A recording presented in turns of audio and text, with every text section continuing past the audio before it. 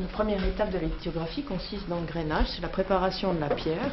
On nettoie la pierre, sa surface, avec du sable et de l'eau entre deux pierres, qui permet de rendre la pierre apte à accepter le dessin de l'artiste.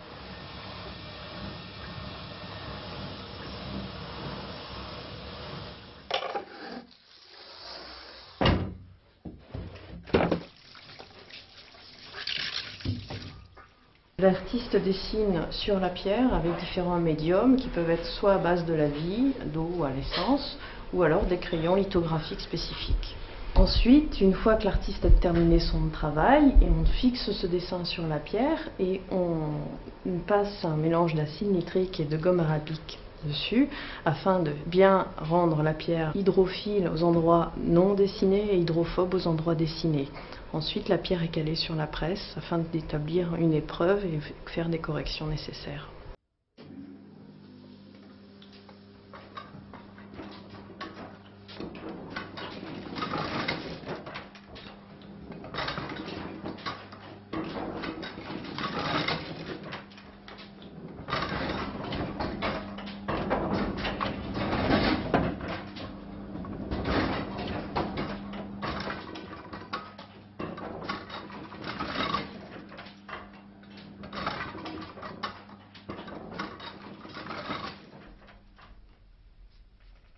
À la lithographie, je suis arrivé d'abord à l'école de Beaux-Arts de Berlin. On avait un atelier de lithographie où j'étudiais un peu les techniques de l'imprimerie. Et puis après, ici à Paris, par une rencontre avec Jacques de Champfleury, le fondateur de cet atelier. Les techniques différentes que j'utilise donc sont la peinture, le dessin, la gravure et la lithographie. Donc tout ce qui concerne en général les deux dimensions. Quand je travaille la lithographie, j'improvise.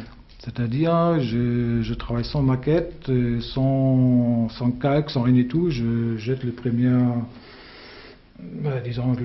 encres sur la pierre, je fais les premiers coups de crayon qui peuvent se marier, ou peuvent se marier ou non, ça dépend. Et puis, je veux voir, après les épreuves, si je peux rajouter quelque chose ou je peux enlever quelque chose. C'est toujours ouverte. Et j'aime bien cette ouverture parce que ça permet de créer vraiment une œuvre originale, sans connaître le résultat final. Voilà, c'est bon. Ils ont aussi particularité, c'est d'avoir un travail en équipe. Donc on sent un peu la solitude de l'atelier. On a un échange avec les imprimeurs qui sont quand même des spécialistes. Un peintre ne peut pas tout connaître, tous les rapports de couleurs qui concernent l'imprimerie. C'est impossible de savoir tout ça. En général, on imprime à 40 exemplaires, donc je cherche la reproduction en plus de l'exemplaire. C'est pour des raisons commerciales aussi, hein, parce qu'une œuvre comme ça est plus abordable et puis c'est aussi le sens de la lithographie. Mais ça reste une œuvre originale parce qu'on travaille directement sur la pierre. Les gens qui achètent les lithographies, ce sont des amateurs qui savent encore faire la différence entre l'offset et la lithographie, ou les affiches ou les numériques, et qui apprécient cette procédure concernant la lithographie. Et c'est en général les gens qui sont prêts à dépenser 300-400 € pour une lithographie. Ça peut varier selon les artistes de la notoriété. Voilà.